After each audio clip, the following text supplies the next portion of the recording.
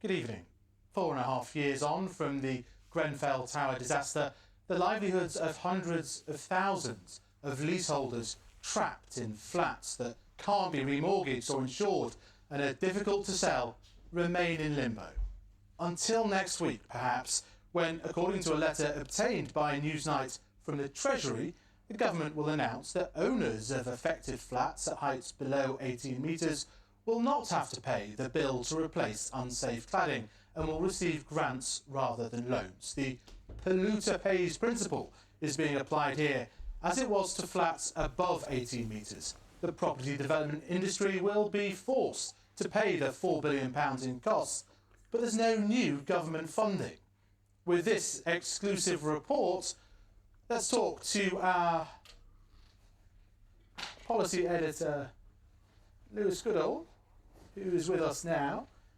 So, Lewis, good of you to join us. What is the this letter? It's pretty strong stuff, isn't it, in terms of a policy shift, a U-turn, perhaps? Yeah, I mean, it's a really significant shift, Faisal. Remember, up to now, the government position has been that funding will only be made available to buildings above 18.5 metres. That has long been considered and criticised as being a totally arbitrary limit. And the argument has been, well, if the principle is that, as you say, polluters or the developers have to pay, or the government is going to step in and pay on some occasions on buildings over 18.5 metres, then why should leaseholders, the many thousands of them in buildings under 18.5 metres, not be the same? So that's an important and significant movement, as is Michael Gove's reaffirmation, as I understand, he will make next week in the House of Commons on Monday, to say that leaseholders should not be paying, really, in any circumstances. It's something he said before, but he's going to reaffirm it. So that's really two big, important changes. I think the caveats, though, are clear, which is, as you say, no new money. This is going to be extracted from developers. And the question, therefore, is how easy is that going to be to actually achieve and to do in practice? They have historically been extremely reluctant to pay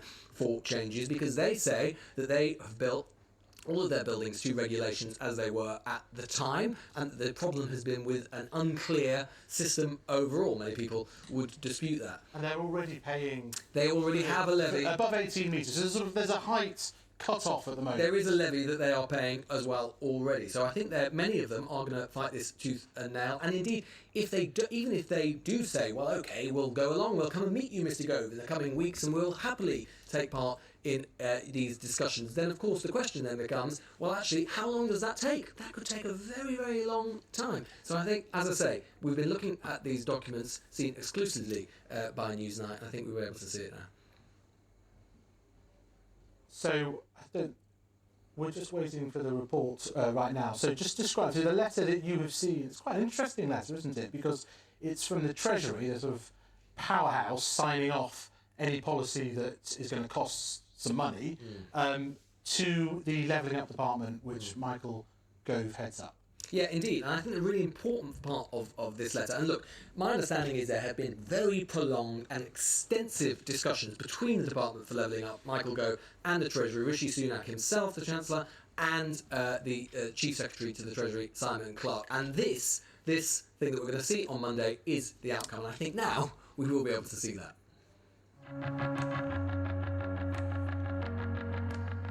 Amidst COVID, amidst all the tumult of British politics of recent years, one story has rumbled along, poked through the rooftops, slowly risen above the noise. The building safety crisis, a legacy of decades worth of regulatory failure, political failure, commercial failure and malpractice, affecting thousands upon thousands of buildings and potentially millions of people. This programme can exclusively reveal the government's latest plan to deal with it. Michael Gove, the Secretary of State for Levelling Up, took over responsibility for this brief last year. He has promised a solution to the huge bills being faced by innocent leaseholders, and we understand that he will make an announcement on it to the Commons next week. Up to now, under Gove's predecessor Robert Jenrick, the government's approach broke down as follows. 1. Dangerous cladding would be paid for by the Building Safety Fund, only on buildings over 18.5 metres in height. 2. Everything else would be covered either by developers paying or via a loan scheme for leaseholders. But this excluded thousands of leaseholders in buildings under 18.5 metres with cladding and all leaseholders with non-cladding issues, which are legion.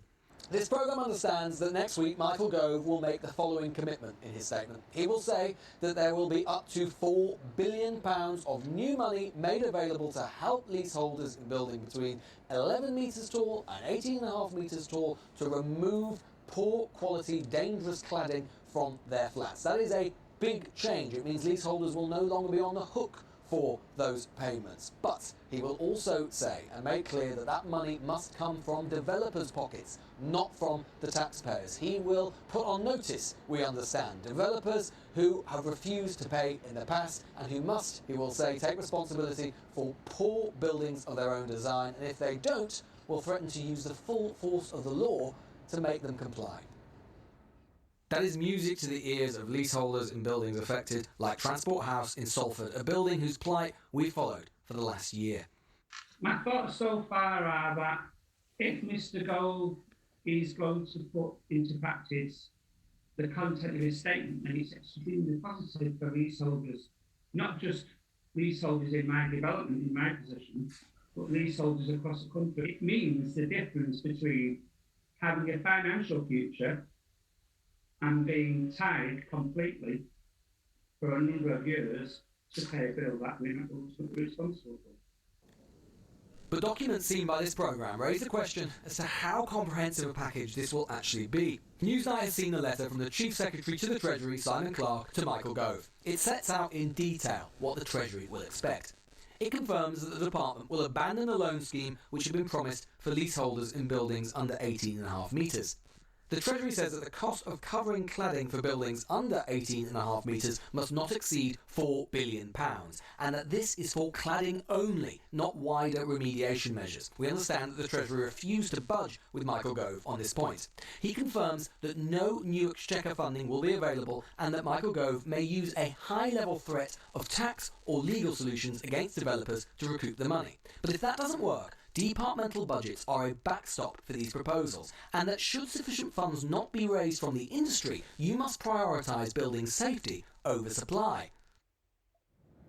That raises the prospect of house building being reduced to pay for existing flats to be made safe, hardly ideal in a wider housing supply crisis. It also isn't clear how effective Gove will be in extracting more money from developers, or how quickly. What are your overall impressions? Overall, I think it's a big step in the right direction. But of course, developers say that, as far as they're concerned, in nearly all cases, they did build the buildings to spec, to the regulations. So, given that that's their position, why would they pay? Well, they won't choose to pay. They'll have to be dragged to the table to offer something up. And I suspect it relies on showing, well, whether it's by sampling the buildings and showing that these buildings weren't built to spec, because fire breaks and compartmentation have always been required by regulations. If they're not there, that's a product of conscious choice, or it's a product of negligence for which the developer is responsible. So Michael Gove needs a big stick to beat them with along those sorts of lines, that no, this is quite clearly evidence that it is your choices and your responsibility to pay. And don't forget, all this covers cladding only, not the suite of other fire safety problems experienced by thousands of people. Many will welcome all of this as a step in the right direction, but a step it still is. Lewis Goodall there. Joining me now is leaseholder Rachel Loftus and Conservative MP Kevin Hollenrake, who's worked on this issue. Rachel, could you just give our viewers a sense of your experience of buying and then being trapped in your flat that's, I think, unmortgageable, difficult to get insurance, and you just received some extraordinary bill too? Yeah, so it's almost 2 years ago I found out that my building was impacted by the fire safety scandal, and we found that out by there being a waking watch put in place. So that was basically two men in high-vis jackets who were literally told to stand and watch the building because it was so dangerous in case it went on fire, and that went on for 9 months.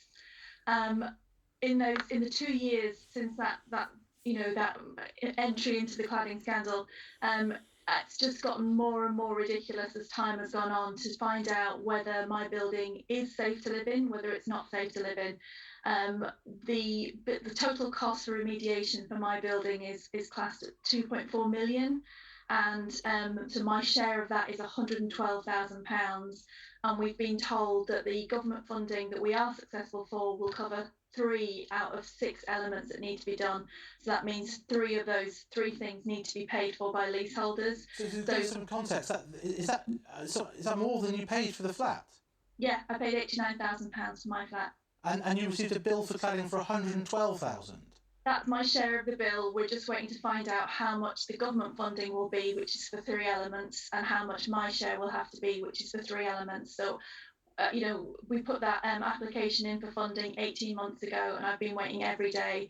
Before Christmas, we were told it was going to be here shortly, and I just received an email at 5 o'clock this evening telling me that it would be in my inbox in a few days' time, telling me how much of that £112,000 I'm expected to pay at 28 days' notice. And does this sense of the announcement that you're hearing about tonight, does that bring you some relief? No, I mean, it's great that they've removed that kind of arbitrary decision about 18 metres and above. I think it doesn't matter whether you live on the 3rd floor of a 20-storey building or the 3rd storey of a 5-storey building. If it's not safe, it's not safe for you to get out. I think the reality is, though, they've just really very narrowly defined the term cladding, whereas actually everyone will tell you that it's not just cladding, it's insulation, it's compartmentation, it's the design of these buildings that combine to make it safe. So even if the cladding part is paid for, and I still have to pay tens of thousands of pounds somehow for all of the other elements, my building cannot get insurance and will not be saleable until all of those things are done. It's truly an extraordinary set of circumstances. I think people can't quite fathom how something like this is possible. But let's bring in Kevin here. You know many examples like that. I mean, that's a particularly extraordinary example given how much you paid for the flats. But what do you make of the shape of the announcement that we're hearing? Well, it's got to be welcomed. I mean, I think that amounts to about £9.1 billion now going to the remediation of cladding. So lots of people in developments in blocks that were between 11 and 18 metres will be very pleased, I'm sure, about what's been announced today.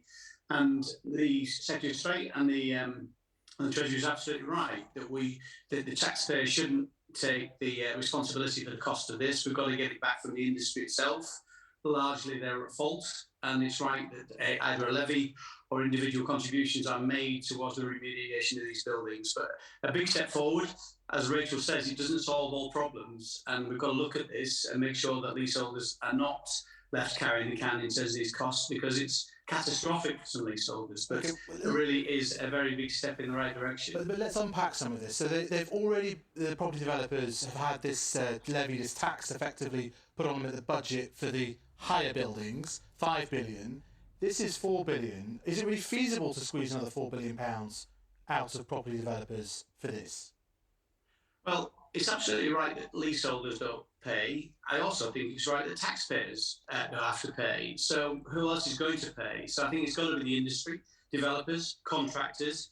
I think also materials manufacturers, the people who manufacture cladding and insulation, in my book, should carry the account of some of this cost, because there's no doubt the evidence we've seen in the Grenfell inquiry does clearly illustrate that there was some gaming of the system going on here by the people who manufacture cladding insulation. So I think this needs to be, the scope of this levy needs to be widened. But developers will say that it was governments, plural, that oversaw a failed regulatory system, so there is some state responsibility to bridge any gaps here.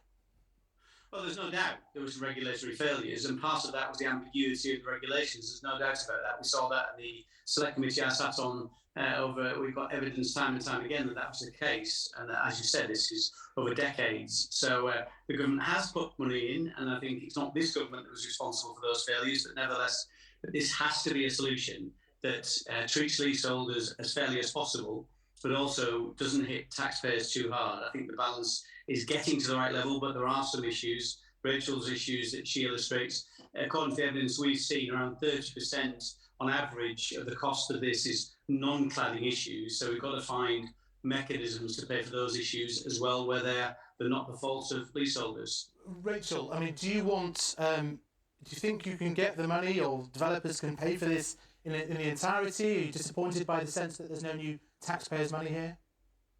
I think I'm disappointed by the sense that 2 years in for me, nobody's taking full grasp of this problem.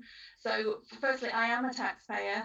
It's cost me £15,000 so far in interim measures to have nothing done on this building. Literally £15,000 in waking watch fees, in an interim alarm, and in additional insurance costs.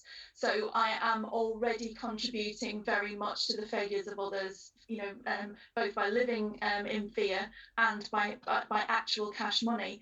I think what we need to do is genuinely have a sense of how dangerous is it, what does need to be fixed, what doesn't need to be fixed. And that's not something I, as a leaseholder, have got any power to do. That is something that government does have the power to do. And yes, it's good that they are talking to industry about this. But pollution, is, to use the analogy, it's about the causes of pollution. And it is that lack of regulation that's led to these decisions time and time again, by builders to cut corners, by developers to do things, by dodgy work. And I think at the end of the day, everybody agrees that somebody like me should not be footing the bill for all of those people who have profited from that greatly over a number of years. And more importantly, the money that I'm being asked to pay will also give them a further profit. That none of the people that are coming in to do remediation work are doing it at cost. They are profiting again, having profited the first time, and it's people like me who are still having to pay. So what we really desperately need from government is to take charge of this situation and not just keep adding a burden either to taxpayers or to leaseholders. There has to be a better way than this. But Kevin, isn't the consequence of loading this onto the property development companies that they will lower the rate of house building, that there'll be problems with supply? It's been one of the main aims of Boris Johnson's government, was to up the rate of house building. It's slowed a bit now. If you put these extra costs on them, it's going to slow even more. Well, where we're going to find a solution, though, it's either leaseholder or it's taxpayer or it's developer. Of those three I'm suggesting it might be taxpayer, Kevin Holland-Lake. I'm suggesting it might have to be. I mean, indeed, in the letter that Lewis Goodall obtained, it's pretty clear that they're not absolutely certain they're going to get all this money from property development. And if that did happen, then it would have to come out of the housing budget. So the budget for house building would go down. So is that really the right quid pro quo? That's what I've seen. But I worked for Michael Gove for 4 years in the House as his parliamentary private secretary. I would back him to strike a very good deal with developers, cladding manufacturers, insulation manufacturers, to make sure it isn't the taxpayer or the leaseholders that pick up this tab. I think Rachel makes a very, very good point. We've got to take a risk-based approach to this. Not all buildings are equally unsafe. Some have very modest problems with them. We should, in my view, have some kind of building safety delivery group, which is made up of stakeholders, insurance companies, lenders, contractors, building managers, to make sure we do remediate the most troublesome buildings. And I think taking that approach will mean this money goes further. So I think there are solutions here. Very, very welcome. £9.1 billion now. We are getting to the right place, and people like Rachel should be helped tremendously by this announcement that's coming forward. We must leave that there. Thank you very much for joining us, Kevin Holland-Lake and Rachel Loftus, with that acute story of your own personal experience. Thank you. Now, an icon, pioneer, and one of the finest